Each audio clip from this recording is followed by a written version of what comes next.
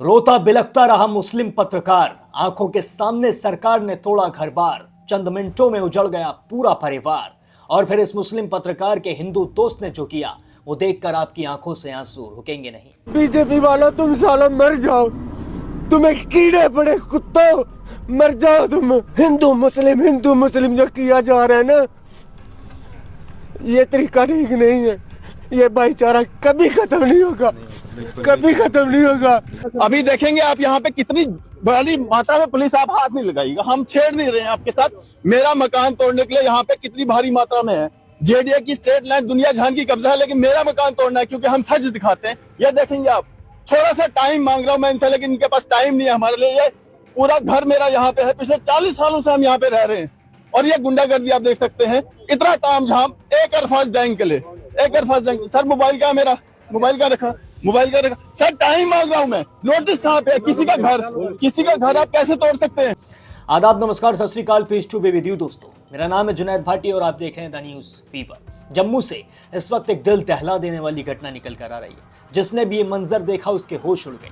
वो ये सोचने पर मजबूर हो गया कि आज की तारीख में सच दिखाना आखिर इतना ज्यादा मुश्किल, इतना ज्यादा खतरनाक कैसे हो चुका है। जी हाँ दोस्तों, ये दास्तां है पत्रकार अरफाज अहमद डैंग की। अरफाज अहमद डैंग की गलती सिर्फ इतनी थी कि वो सच दिखाते थे। इनका यूट्यूब पर एक न्यूज़ चैनल है जिस पर इन्होंने प्रशासन की कुछ ऐसी खामियां दिखाई जो बहुत ज़्यादा खतरनाक हो सकती हैं जम्मू की यूथ के लिए। जी हाँ, जम्मू कश्मीर की यूथ के लिए इन्होंने सिर्फ कदम उठाया था। इन्होंने बताया था कि कैसे ड्रग्स की तस्करी में प्रशासन के कुछ लोग भी शामिल हैं, लेकिन शायद प्रशासन को इनका ये सच दिखाना पसंद नहीं आया। प्रशासन ने उन लोगों के खिलाफ एक्शन तो नहीं लिया, लेकिन अरफाज अहमद डैंग के घर को पूरी तरीके से चंद ही मिनटों में जमी दोज जरूर कर दी। अरफाज अहमद के घर पर अचानक से 100 से ज्यादा पुलिस वालों की टीम पहुंचती है और 4 बुलडोजर पहुंचते हैं और देखते ही देखते अरफाज अहमद के घर को पूरी तरीके से खत्म कर दिया जाता है। अरफाज अहमद अपने घर को खड़े होकर वहीं देख रहे थे टूटते हुए। अरफाज अहमद अपने घर की लाइव रिपोर्टिंग कर रहे थे। अरफाज अहमद की इस रिपोर्टिंग को हम शायद सबसे ज्यादा दर्दनाक रिपोर्टिंग कह सकते हैं। अरफाज अहमद की आंखों में आंसू थे,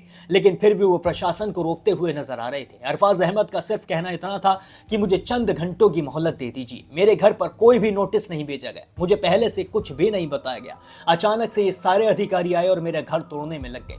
अरफाज अहमद के घर को पूरी तरीके से इसके बावजूद भी तोड़ दिया जाता है, उनकी एक नहीं सुनी जाती है। मैं आपको बता दूं कि जम्मू में जो पुलिस है वो सेंट्रल गवर्नमेंट के अंदर आती है, केंद्र सरकार के अंडर में पुलिस आती है और उन्हीं के ऑर्डर्स पर अरफाज अहमद के घर को तोड़ दिया गया। जब प्रशासन से पूछा गया कि आपने सिर्फ अरफाज अहमद के घर को क्यों तोड़ा, तो प्रशासन का जवाब था कि उनका घर इल्लीगल जमीन पर बना हुआ है, उनके घर की जो जमीन है उस पर अतिक्रमण किया गया है। लेकिन क्या यह हो सकता है?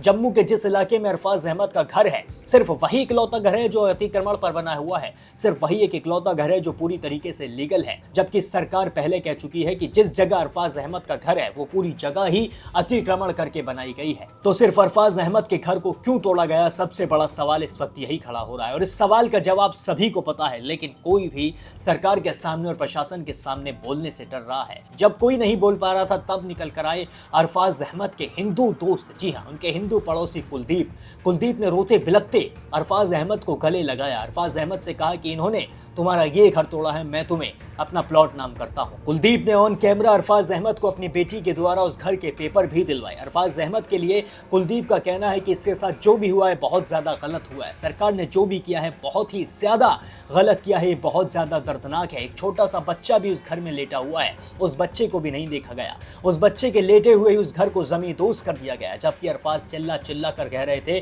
कि पहले से थोड़ा सा नोटिस तो देते थे, पहले से मोहलत तो देते थे, बता तो देते कि हमारा घर टूटने वाला है, और जब हमारा घर आप तोड़ ही रहे हो तो फिर हमें पता क्यों नहीं रहे हो कि हमारा घर क्यों तोड़ा जा रहा है। अगर हमारा घर इल्लीगल जमीन पर बना हुआ है तो फिर और जो घर है वो कैसे सही सलामत यहाँ पर खड़े हैं। मैंने सिर्फ सच्चाई दिखाई है, इसकी सजा मुझे भुगतनी पड़ रही है, ऐसा कहना है अरफाज अहमद का। अरफाज के दोस्त कुलदीप ने भी सरकार को आड़े हाथों लिया है। उनका भी यही कहना है कि ऐसे गरीबों पर दर्द बिखेर कर तुम्हें आखिर क्या मिलेगा, तुम्हें आखिर क्या मिल जाएगा इस घर को जमींदोज करके। किसी के आशियाने को ऐसे पूरी तरीके से उजाड़ के तुम कभी खुश नहीं रह पाओगे, ये कहना है अरफाज अहमद के दोस्त कुलदीप का। अब आप सुनिए कि जम्मू कश्मीर के chief minister CM Omar Abdullah का क्या कहना है। अपनी मर्जी से बिना इलेक्टेड गवर्नमेंट की इजाज़त लिए, बिना कंसर्न्ड मिनिस्टर को कॉन्फिडेंस में लिए बुलडोज़र इस्तेमाल करें। इसका सीधा सीधा मतलब ये निकाला जाएगा कि इलेक्टेड गवर्नमेंट को कहीं ना कहीं बदनाम और जलील करने की एक बहुत बड़ी साजिश रचाई जा रही है। इसलिए हम बार बार कहते हैं कि हमारे डिपार्टमेंट में जो फील्ड स्टाफ हैं उन्हें लगाने की इजाज़त हमें होनी चाहिए।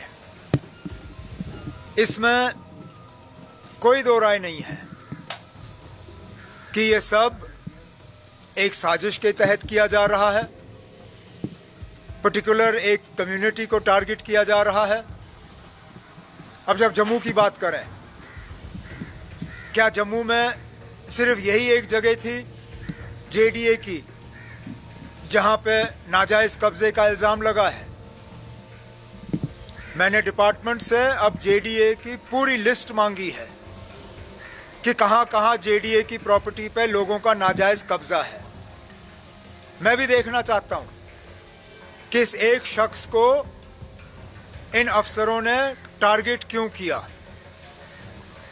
कहीं उसका मजहब तो इसके पीछे नहीं है, क्योंकि ऐसा हो ही नहीं सकता कि पूरी जेडीए की ज़मीनों पे सिर्फ यही एक नाजायज कब्जे का इल्ज़ाम है। तो दोस्तों सुना आपने, उमर अब्दुल्ला भी साफ तौर पर कहते हुए नजर आ रहे हैं कि इसके पीछे सिर्फ अरफाज का मजहब है। अरफाज एक मुसलमान है, इसी वजह से उनके घर को तोड़ दिया गया, इसी वजह से उनके खिलाफ ऐसा एक्शन लिया गया, जबकि उस जगह पर और भी घर हैं जो इलीगल ज़मीन पर बने हुए हैं। ऐसा हो ही नहीं सकता है कि सिर्फ इकलौता अरफाज का घर हो जो इलीगल ज़मीन पर बना हुआ, जो अतिक्रमण करके बना हुआ हो। और लोगों के घर को हाथ क्यों नहीं लगाया गया, सिर्फ अरफाज के घर को ही क्यों तोड़ा गया? अब आप सुनिए कि अरफाज के पड़ोसी कुलदीप का क्या कहना है। मैं अपने भाई को ना इनकी पीठ नहीं लगने दूंगा। मैंने आपसे बार बार बोला, मैं भीख मांग के भी इनका घर बनवाऊंगा, चाहे कुछ भी हो जाए। ये 5 मरले का प्लॉट मैंने सोचा था, चलो बहुत कुछ सोचता आदमी। मैं आज अपने भाई को अपनी बेटी के हाथों से दिलवा रहा हूँ और रिटर्न में भी दूंगा, और मैं रिटर्न में भी दूंगा। ये 3 मरले का प्लॉट तोड़े ना, मैं 5 दूंगा। सालों 5 तोड़ो, मैं 10 दूंगा। लेकिन ऐसा मत करो, जुल्म मत करो। छोटे से बच्चे को देख लो, बेचारा बैठा है, और लानत है तुम्हारे ऊपर। ऐसी सरकार हो, लानत है। हम इस देश में रह के भी बेघर हो गए। बोलता हूँ कि बीजेपी वालों, तुम सालों मर जाओ, तुम्हें कीड़े पड़े कुत्तों, मर जाओ तुम। और उमर अब्दुल्ला सरकार से मेरी यही है कि तू तो भैया रिजाइन ही दे दे, तेरे से अच्छा काम तो ये साला जानवर कर ले। तो दोस्तों सुना आपने कैसे कुलदीप भी बुरी तरीके से रोते हुए नजर आ रहे हैं। कुलदीप का कहना है कि इन्होंने तुम्हारा ये घर तोड़ा है, मैं तुम्हारे नाम प्लॉट करता हूं। कुलदीप जैसे शख्स इस दुनिया में बहुत कम होते हैं, लेकिन जितने भी होते हैं वो बहुत ज्यादा दिलेर होते हैं। कुलदीप को सलाम है उनकी बहादुरी के लिए, कुलदीप की सलाम है उनकी ईमानदारी के लिए, कुलदीप को सलाम है उनकी दोस्ती के लिए। कुलदीप ने अरफाज अहमद का साथ उस वक्त दिया जिस वक्त अरफाज अहमद के साथ शायद कोई भी खड़ा होने से पहले 100 बार सोच रहा था। कुलदीप ने अपनी बेटी के द्वारा उन्हें अपने घर के कागजात दिलवाए। कुलदीप ने ऑन कैमरा कह दिया कि मैं तुम्हारे साथ खड़ा हूं, चाहे कुछ भी हो जाए, मैं अंत तक तुम्हारे साथ खड़ा रहूंगा। बस यही दुआ है कि कुलदीप जैसे दोस्त सबको मिलें और अरफाज अहमद का घर फिर से बन जाए, और अरफाज अहमद आगे भी सच बोलने से डरे ना। अगर आप भी अरफाज अहमद के साथ खड़े हैं तो कमेंट सेक्शन में जस्टिस फॉर अरफाज अहमद जरूर लिखें, क्योंकि आपकी एक मुहिम अरफाज अहमद को बहुत ज़्यादा मोटिवेशन दे सकती है और इस बुरे समय में उनका बहुत ज़्यादा साथ दे सकती है। बाकी अगर आप भी इस खबर पर अपने पास कोई राय रखते हैं तो मेरे साथ साझा ज़रूर करें। बाकी और भी सारे अपडेट्स के लिए अभी सब्सक्राइब कर लें द न्यूज़ फीवर।